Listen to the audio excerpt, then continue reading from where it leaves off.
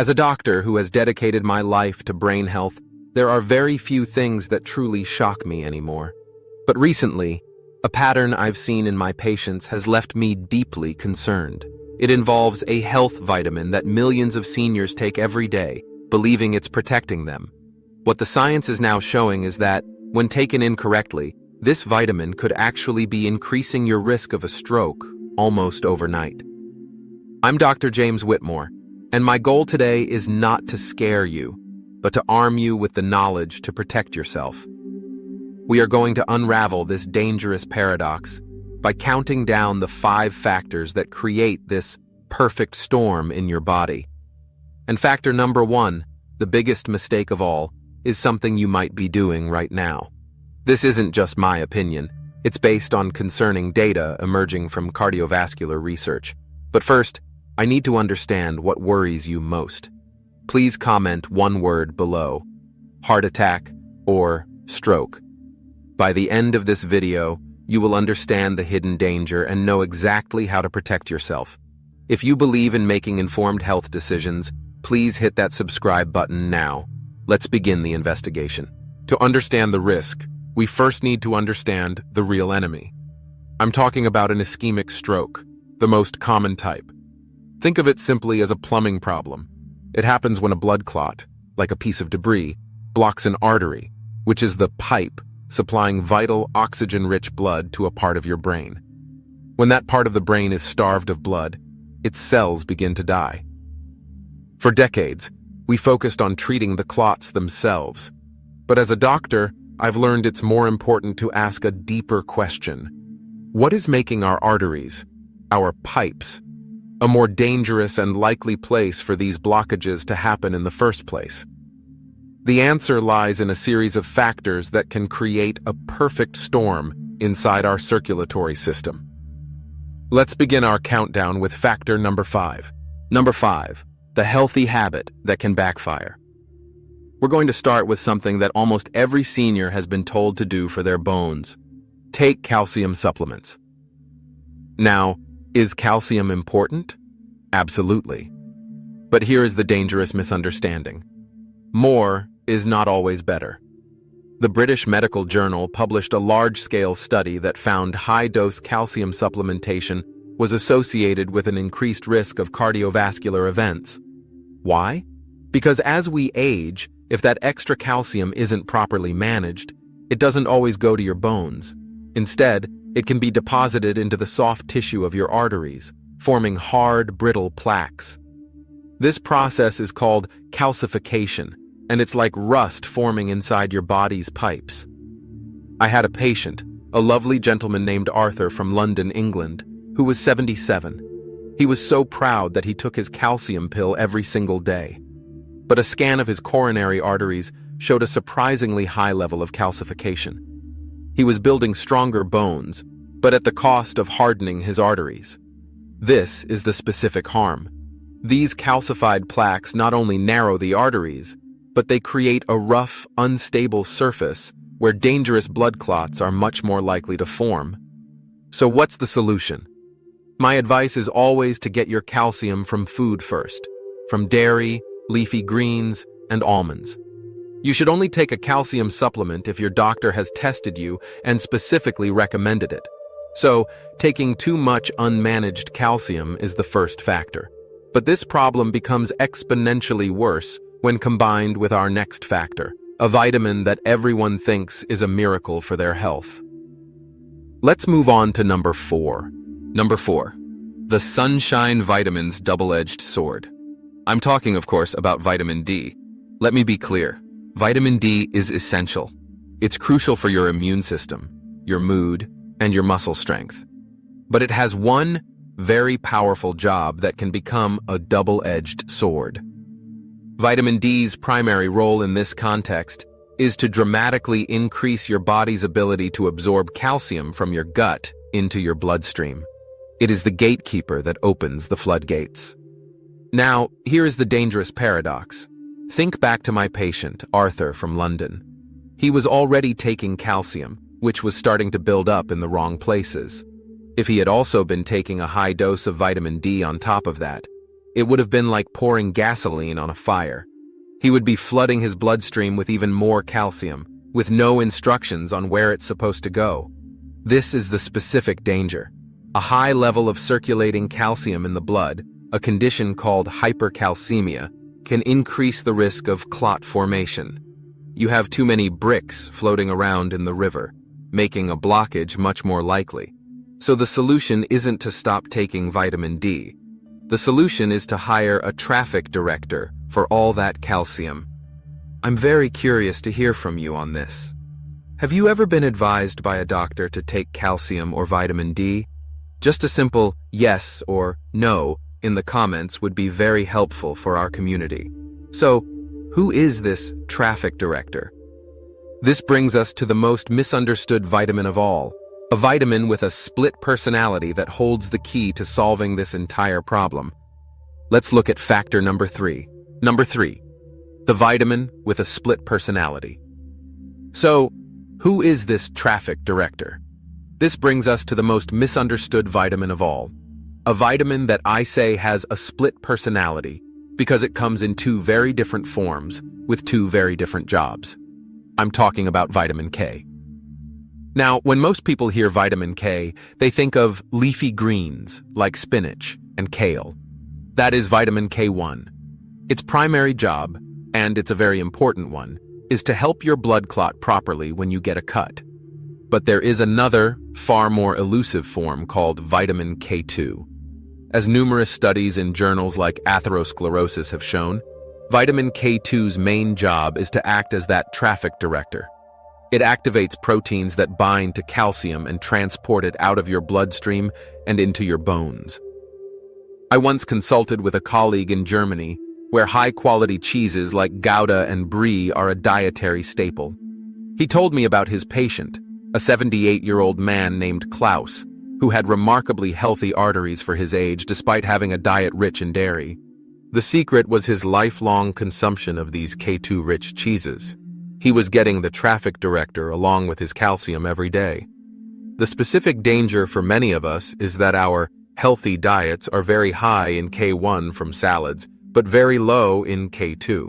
This means we're good at patching up wounds, but terrible at directing traffic. The best food sources for K2 are quite specific. Natto, a fermented soy dish from Japan, is the richest source on Earth. It's also found in the European cheeses we mentioned, as well as goose liver and egg yolks. Because these can be hard to eat consistently, a supplement containing the MK7 form of K2 is often the most practical solution. I'm curious, are fermented foods like natto or aged cheese a part of your regular diet? Let me know in the comments. So we have 3 separate factors: too much calcium, too much vitamin D, and not enough of the right kind of vitamin K. On their own, each presents a small risk, but when you combine them, you create what I call the perfect storm inside your arteries. Let's look at factor number 2. Number 2, the perfect storm. How the combination becomes dangerous. Now we're going to connect the dots. This is where we see how good intentions can lead to dangerous consequences if we don't understand the full picture. The perfect storm for stroke risk is created when these 3 factors happen at the same time. First, you're taking high doses of calcium supplements. Second, you're taking high doses of vitamin D, which floods your bloodstream with all that calcium. And third, your diet is low in vitamin K2. Here's what happens inside your body. The high level of circulating calcium, with no traffic director, starts to deposit on the walls of your arteries, making them hard and brittle. This is atherosclerosis. At the same time, the vitamin K1 you get from your healthy salad is telling your blood to be ready to clot. I had a patient, a 68-year-old gentleman from Canada named Michael. He was doing everything his doctor told him. He took calcium for his bones, vitamin D because he lived in a cold climate, and he ate a large spinach salad every day. He thought he was the model patient, but in reality, he was unknowingly creating a recipe for disaster: hardened, narrow arteries, and blood that was primed to clot. The specific harm is this: a hardened artery with a rough, calcified surface is like a dangerous road full of potholes.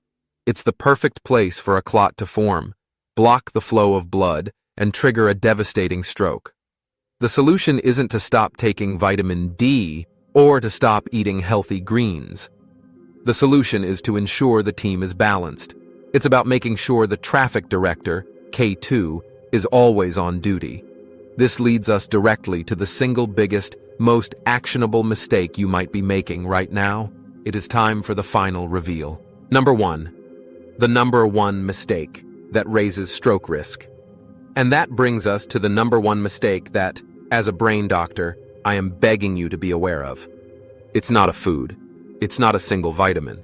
It is the specific act of taking high-dose calcium and vitamin D supplements without ensuring you have adequate vitamin K2 to direct the calcium safely.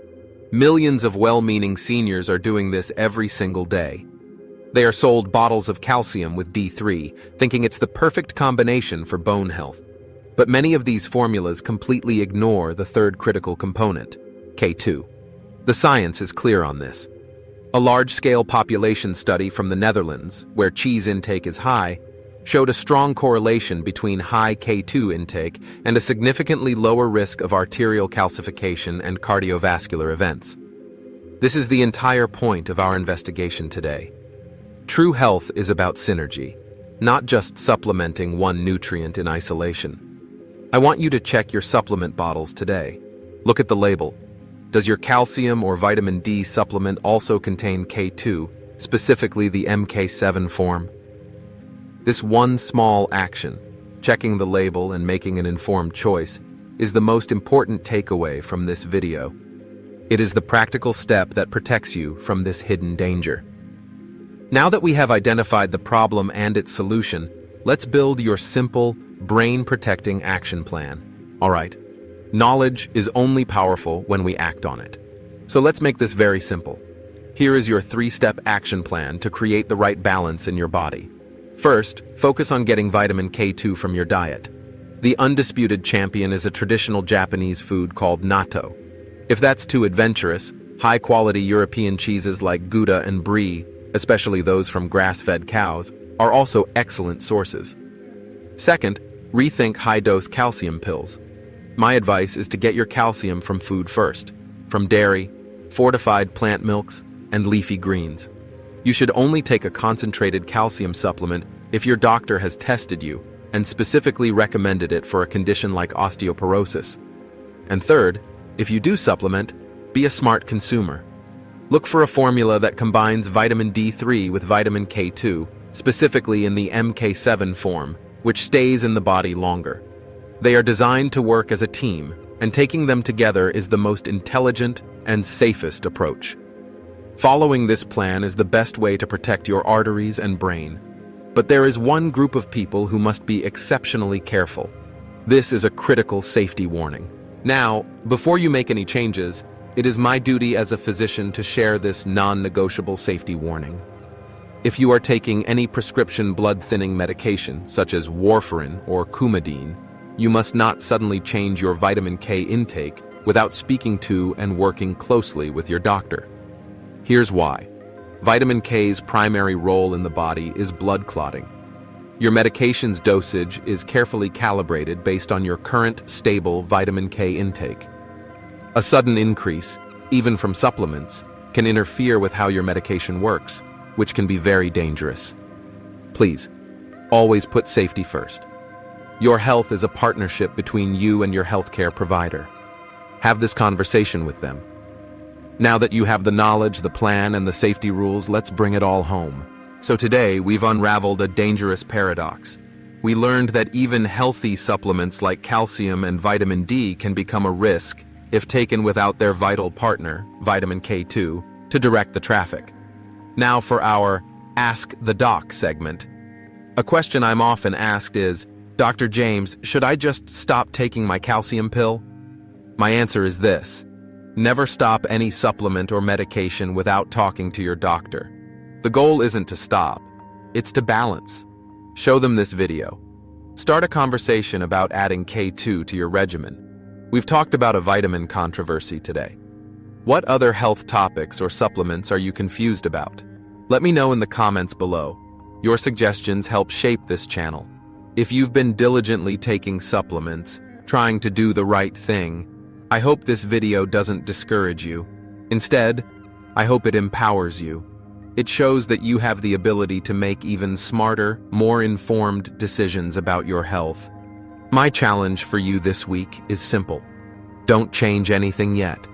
Just go to your medicine cabinet, look at the labels of your supplements, and see if vitamin K2 is present. That's it. Knowledge is the first step. If this video gave you a critical piece of information, please let me know by typing balance in the comments. And don't forget to subscribe to Generations of Health for more honest, in-depth health advice. Remember, true wisdom isn't just about doing what's popular. It's about understanding what's right for your body. Be well and be wise.